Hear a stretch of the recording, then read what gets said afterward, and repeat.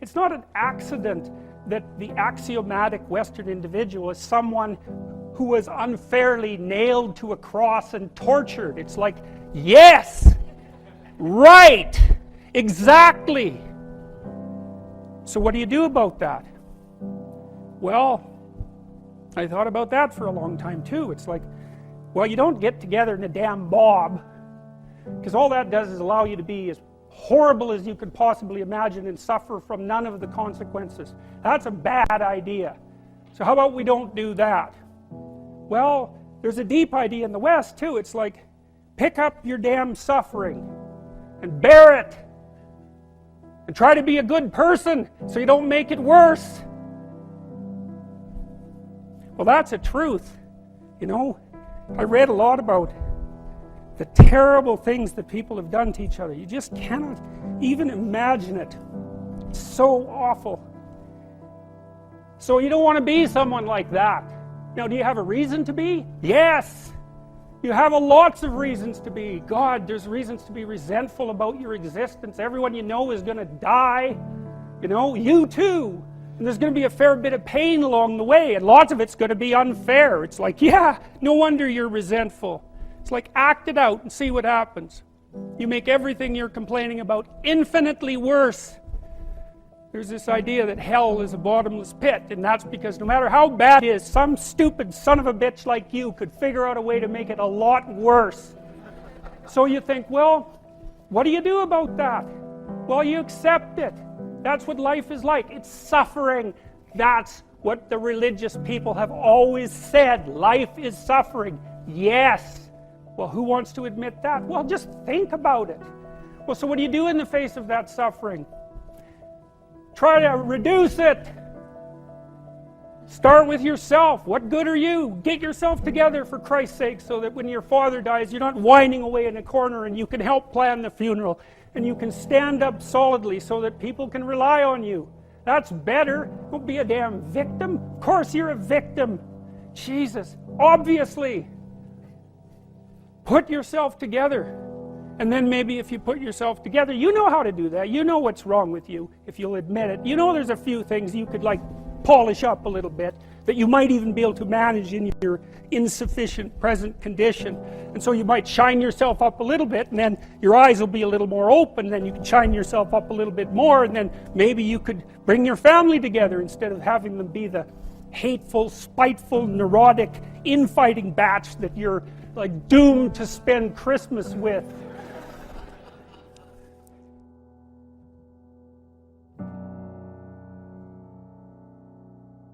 So then you fix yourself up a little bit, kind of humbly, because, you know, God, you're a fixer-upper if there ever was one. And then you got to figure out, well, can you figure out how to make peace with your idiot brother? And probably not, because he's just as dumb as you, so how the hell are you going to manage that? And so then maybe you get somewhere that way, and your family's sort of functioning, and you find out, well, that kind of relieved a little bit of suffering, although it reduced the opportunities for spiteful revenge, and that's kind of a pain in the neck. And so then you get your family together a little bit, and you're a little clued in then, at least a bit, because you've done something difficult that's actually difficult. You're a little wiser, and so then maybe you could put a tentative finger out beyond the family and try to change some little thing without wrecking it.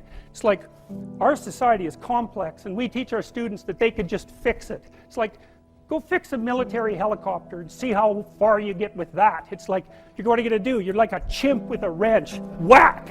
Oh, look, it's better. It's like, no, it's not better. Things are complicated, and to fix things is really hard.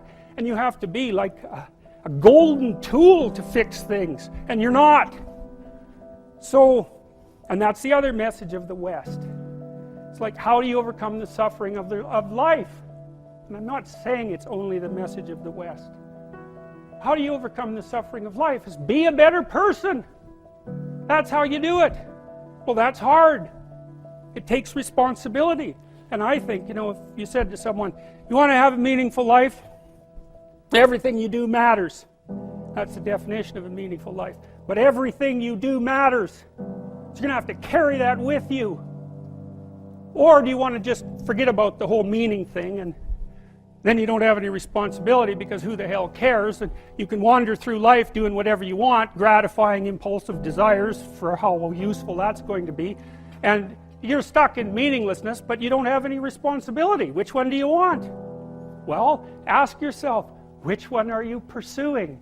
And you'll find very rapidly that it isn't the majority of your soul that's pursuing the whole meaning thing, because, well, look what you have to do that. You have to take on the fact that life is suffering. You have to put yourself together in the face of that.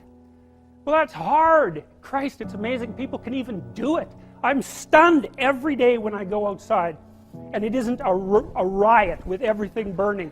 Because really, God, you talk to people, it's like, I knew this guy, he'd been in a motorcycle accident and it really ruined him, and he was like a linesman, you know, working on the power, and he was working with someone who had Parkinson's disease, and they had complementary inadequacies, and so two of them could do the job of one person, and so they're out there fixing power lines in the freezing cold, despite the fact that one was 3/4 wrecked with a motorcycle accident and the other one had Parkinson's. It's like, that's how our civilization works. It's like, there's all these ruined people out there, they've got problems like you can't believe. Off they go to work and do things they don't even like, and look, the lights are on. My God, it's unbelievable. It's a miracle. It's a miracle. And we're so ungrateful. College students, the postmodern types, they're so ungrateful. You know, they don't know that they're surrounded by just a bloody miracle. It's a miracle that all this stuff works. That all you crazy chimpanzees that don't know each other can sit in the same room for 2 hours sweltering away without tearing each other apart, because that's what chimps do. So, anyways, so what happened? Well, I made some videos and I got to the bottom of some things, at least as far as I can tell, so I told you what the bottom is, and then I've got this idea about what you might do about it, which isn't my idea. It's not my idea. It's an old idea. It's far older than Christianity. It's old. It's the oldest story of mankind. Get yourself together.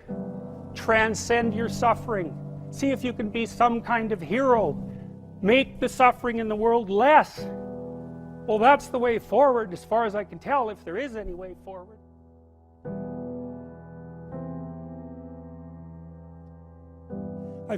I've gone around and spoken, and a large proportion of my audience has been young men, under 30, something like that.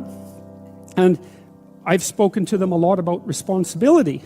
And what's so odd about this is that of all the things that I've spoken about, because I can see the audience and I can feel how the audience is reacting, because I'm always paying attention to all of you, insofar as I can manage that. So I get some sense of how what I'm saying is landing, which you have to do if you're going to speak effectively to people. And what happens is, if I talk about responsibilities, everyone is silent, just like they are now. Silent and not moving, right? Focusing, attentive. Say, pick up your responsibility. Pick up the heaviest thing you can and carry it. And the room goes quiet and everybody's eyes open. And I think, that always makes me break up. I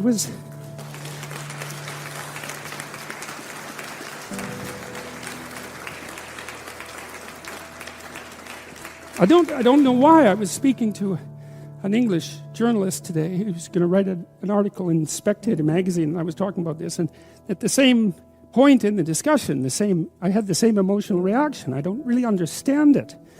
I think there's something about it that's so crucial, because we've been fed this unending diet of rights and freedoms, and there's something about that, there's something about that that's so pathologically wrong, and people are starving for the antidote, and the antidote is truth and responsibility, right? And it isn't because that's what you should do in some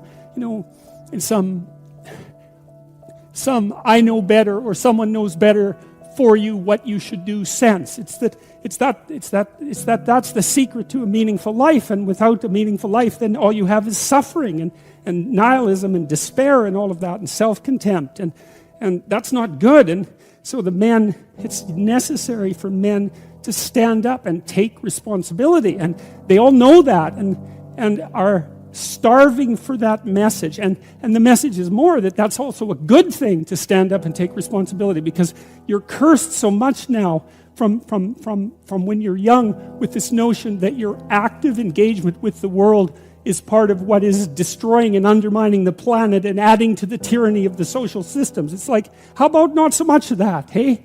Because it's too soul-deadening. It's anti-human right to the core. And my sense instead is that, if you were able to reveal the best of yourself to you in the world, that you would be an overwhelming force for good, and that whatever errors might be made along the way would wash out in the works. And that's the other thing that you see in the Abrahamic stories, because Abraham is not a perfect person by any stretch of the imagination. He's a real person, and he makes mistakes, but it doesn't matter. The overarching narrative is, maintain your covenant with God, and despite your inadequacies, then not only will you prevail, but your descendants will prevail. It's like, great, that's really good news,